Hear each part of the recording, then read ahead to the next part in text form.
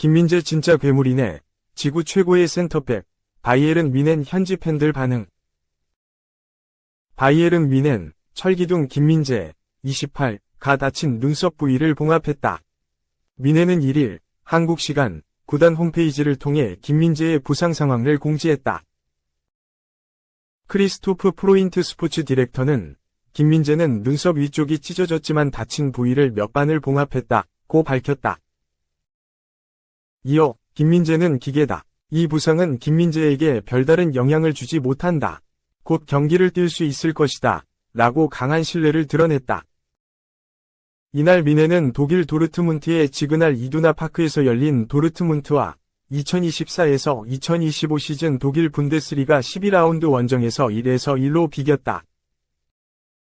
승점 1을 추가한 뮌헨은 9승 3무, 승점 30, 무패 행진으로 선두를 질주했다.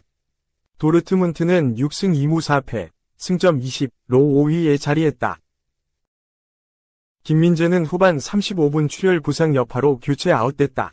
상대 공격수 세루 기라시와 볼 경합을 펼치는 과정에서 기라시가 넘어지며 휘두른 팔꿈치에 오른쪽 눈가를 맞았다. 당시 김민재가 부상을 당했다고 생각한 사람은 많지 않았다. 눈가를 3개 맞고도 바로 자신의 진영으로 수비하러 뛰어갔기 때문이다. 하지만 눈썹 부위에서 출혈을 발생하자 뱅센 콤파니 감독은 김민재를 바로 불러들였다.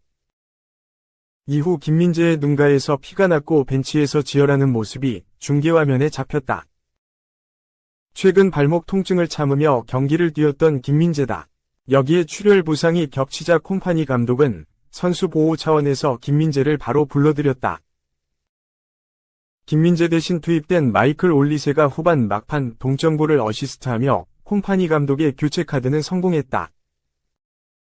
뮌헨 0에서 1로 뒤진 후반 40분 올리세가 오른쪽 측면에서 올린 크로스를 자말 무시알라가 방향을 바꾸는 헤더로 연결해 골망을 흔들었다. 이날 김민재는 개막 후 18경기 연속 선발 출전 기록을 세웠다. 후반 35분 교체될 때까지 약 80분을 뛰며 태클 3회, 걷어내기 3회, 가로채기 1회 등을 기록했다. 공중볼 경합에서도 2회 승리하고 패스 성공률은 88%, 80분의 70회에 달했다.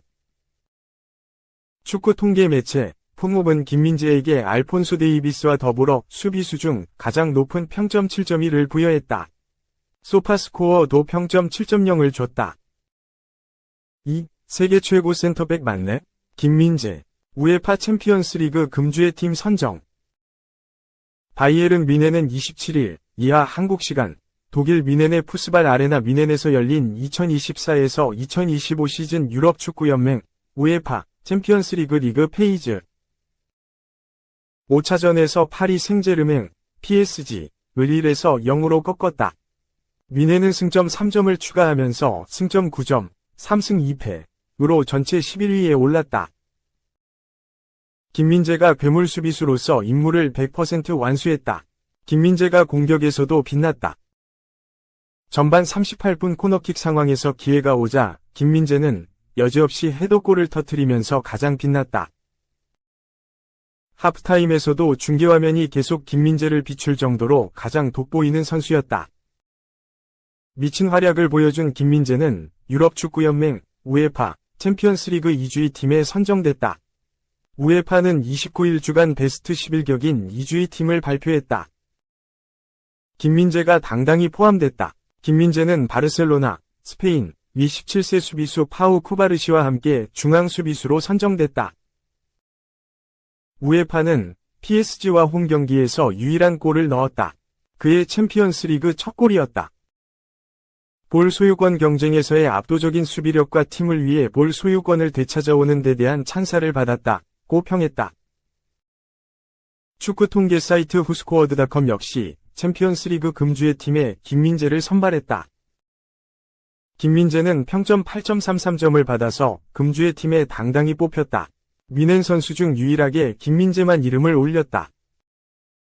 3. 메뉴. 이딴 선수에게 1150억 줬단 말인가?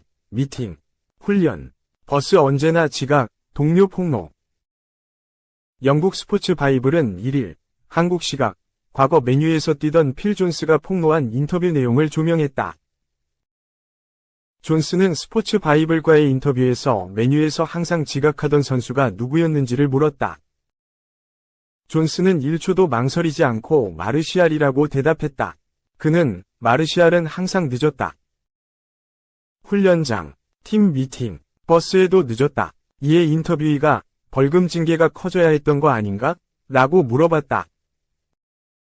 존스의 대답은 차원이 달랐다. 그렇게 한다고 해도 마르시알을 크게 괴롭히지 못했을 것이다. 며 마르시알이 정말로 심각한 지각생이었다고 강조했다.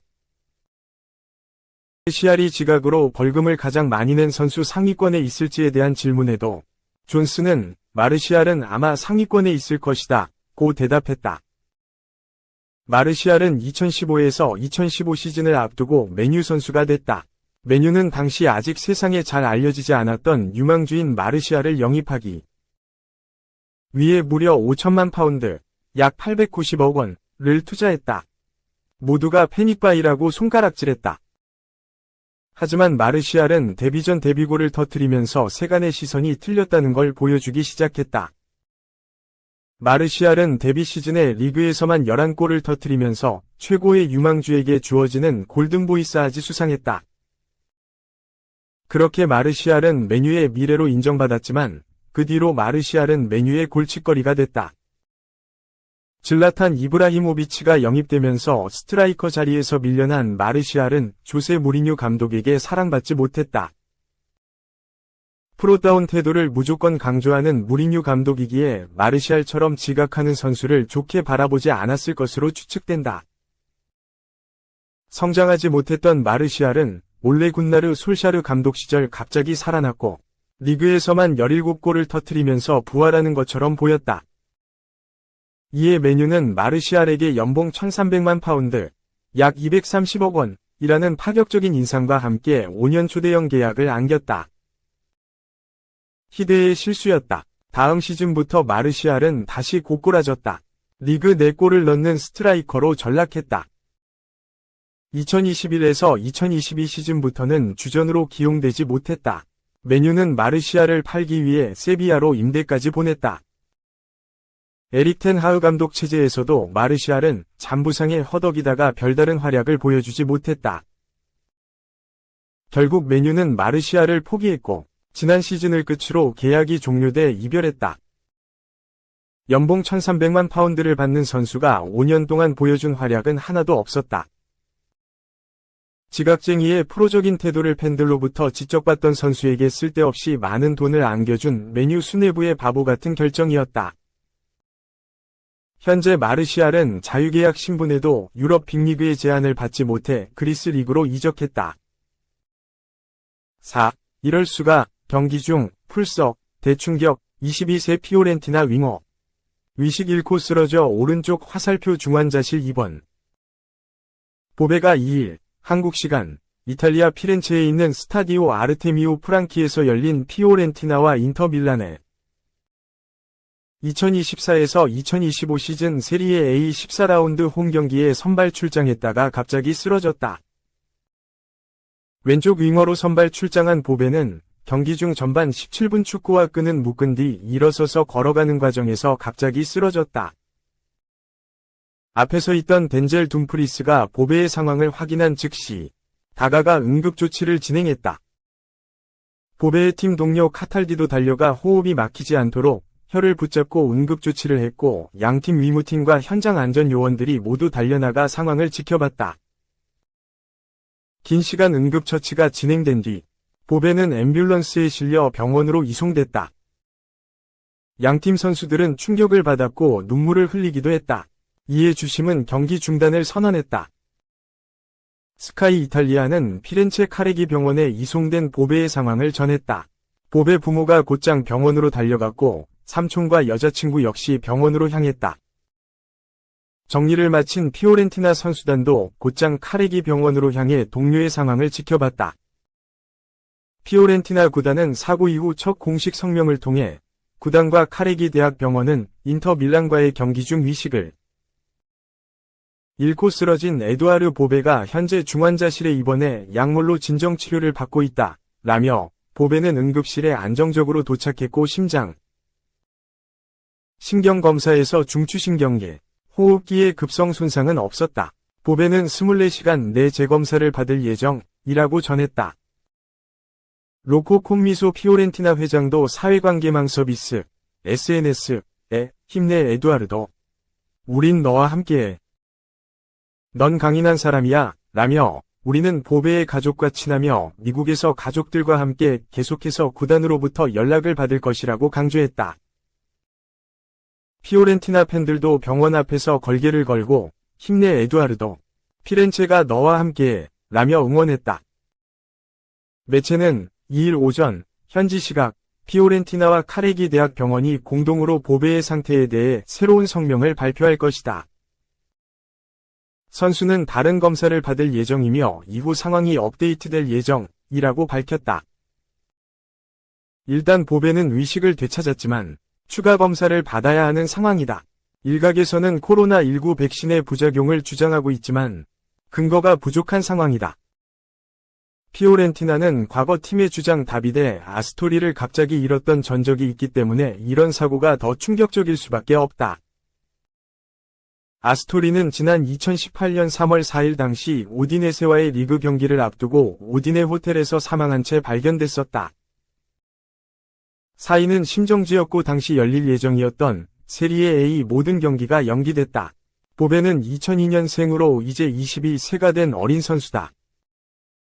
AS 로마 유스 출신인 그는 2001년 여름 1군 팀으로 올라와 프로로 데뷔했다. 올 시즌을 앞두고 피오렌티나로 임대 이적한 그는 올 시즌 리그 11경기에 나서 한 골 3도움을 기록 중이었다. 보배는 2021에서 2022 시즌 조세 무리뉴 감독과 함께 로마에서 유럽 축구연맹 UEFA 컨퍼런스 리그 초대 우승을 일궈내며 주목받았고 이탈리아 연령별 대표팀을 차례로 거치며 차기 대표팀 미드필더로 촉망받는 선수였다. 피렌체시가 있는 토스카나 주지사 에우제니오 지아니는 공식 SNS를 통해 병원에서 해당 상황을 확인하고 보배가 긍정적으로 병원을 떠날 것이라고 했다. 이탈리아 매체 ADN 크로노스에 따르면 지아니는 긍정적인 분위기다. 가족들이 함께 있다. 피오렌티나와 콤미소의 가족들이 팬들, 구단들, 그리고 전 축구계와 스포츠계가 보여준 보배와 그의 사랑하는 사람들에게 보내준 즉각적인 반응에 감사하다 라고 밝혔다.